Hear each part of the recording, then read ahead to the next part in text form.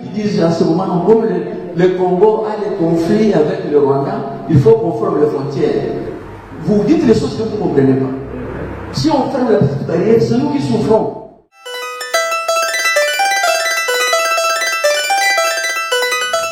Plus les économies sont liées, plus le coût d'un conflit sont élevés pour toutes les parties prenantes.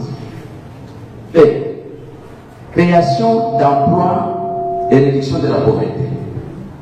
Le commerce transfrontalier contribue à réduire la pauvreté et les inégalités sociales. La pauvreté et les inégalités sociales, ce sont ces deux grands facteurs qui sont à l'origine des conflits.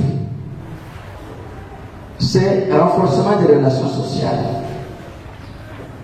Les échanges commerciaux favorisent le contact avec les populations des différents côtés de la frontière, ce qui crée la confiance mutuelle et la promotion de la coopération régionale.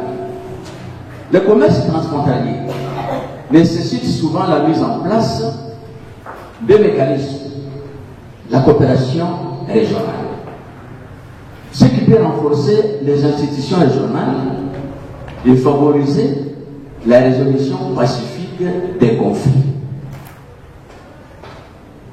Nous avons aussi parlé des impacts négatifs. C'est ce qui est beaucoup plus accentuant ici, chez nous. Financement de conflits. Le commerce transfrontalier peut être utilisé pour financer des activités illicites, telles que le trafic d'armes, de drogue, qui alimentent les conflits. La création des inégalités sociales. Si les bénéfices du commerce transfrontalier ne sont pas capitalisés et équitablement répartis, ils peuvent créer des tensions et des frustrations qui peuvent déboucher au conflit. Dépendance économique. Une trop grande dépendance économique vis-à-vis d'un partenaire commercial peut rendre le pays vulnérable aux pressions politiques et aux comités qui peuvent entraver la paix et la sécurité. Ici, je vais insister sur ce point. Le Congo, nous sommes un pays à une économie extravertie. Notre économie est tournée vers l'extérieur. C'est-à-dire quoi? Pratiquement, nous ne produisons rien. Nous ne vendons rien.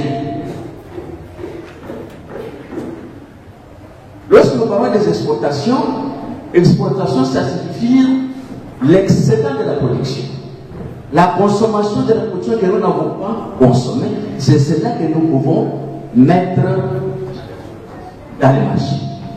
Il se fait malheureusement que les Congo, nous n'avons rien à donner. Alors, lorsque nous sommes à la petite barrière, qu'est-ce que nous demandons? Les femmes petites commerçantes rwandaises, celles qui viennent chez nous, elles entrent chez nous, elles peuvent entrer par la barrière, mais aussi par des routes, des tracés qui sont créés par nos services. Ces femmes-là entrent avec les produits de leur champ. Elles viennent vendre ça au lieu maintenant de se retrouver au marché Kayembe. Parce que le marché Kayembe fait d'office le marché frontalier que nous n'avons pas encore, que nous allons construire bientôt. Mais maintenant, ces femmes-là, elles entrent chez nous avec les produits des champs, qu'elles vendent à moins cher. Non seulement qu'elles rentrent et elles restent au marché, mais elles se permettent d'aller dans les avenues. Elles s'y installent, elles vendent. Non seulement elles s'installent, elles partent même en ville, dans le bureau. Elles vont jusqu'au marché de Kitoko, le marché à la ligne. Pourquoi? Parce que nous n'avons pas de produits qu'il faut exporter. Notre production est insuffisante.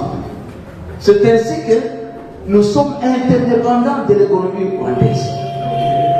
Nous avons dans notre comité local de facilitation On a fait des réunions, on a fait des propositions au gouverneur. Il faut qu'on arrête. Mais on va arrêter comment? Parce qu'il y en a même qui disent à ce moment, comme le Congo a des conflits avec le Rwanda, il faut qu'on ferme les frontières. Vous dites les choses que vous ne comprenez pas. Si on ferme la petite barrière, c'est nous qui souffrons. Parce que tout ça vient du Rwanda. Nous n'avons rien à dire. Et la petite quantité que nous avons, nous produisons en Goma, ça ne peut pas nous suffire. Voilà pourquoi l'interdépendance est très, très, très dangereuse. Et puis de deux, ces femmes-là qui entrent avec les marchandises ne payent pas la douane. Ils ne payent pas les taxes de l'État. Nos femmes en nous, qui sont regroupées dans PACT, elles payent des taxes. Elles payent la douane. Alors, vous voyez que c'est déjà un point très sérieux pour nos femmes qui sont exposées. On doit avoir 4 services. Mais aujourd'hui, nous avons des services qu'on appelle même non apparents. Ils sont là. Ces mêmes services, ils sont en train de percevoir les mêmes taxes de ce qu'on a déjà perçu. La DG a déjà perçu une taxe sur le moment, mais quand elle veut maintenant sortir ou entrer, il y a aussi un autre service qui vient pour demander la même taxe. Donc, on trouve qu'avec les protocoles de service, la plupart ne connaissent pas les missions, on ne connaît pas quelles tâches ils ont, et ils n'ont pas de rapport à rendre. Ça fait vraiment beaucoup de problèmes pour les mamans. Nous avons déjà fait des propositions. Et nous attendons que le gouverneur va agir. J'ai souligné un autre élément. Il y a un service qu'on appelle la fouille. Il y a trop de services aussi là-bas, dans ce service-là de fouille. Dernièrement, on a reçu dans notre comité un service qui s'appelle DSF, Département de sécurité à la frontière. Ils viennent encore s'ajouter à d'autres qui sont déjà là. On est là à poser la question, mais finalement, vous faites quel travail? Ou nous sommes en train de faire la fouille systématique minutieuse. La fouille systématique minutieuse, elle est déjà accomplie par notre service. Et chose grave, ils sont en train de toucher les mamans, même dans les parties internes, parties intimes des mamans. Donc c'est beaucoup plus grave.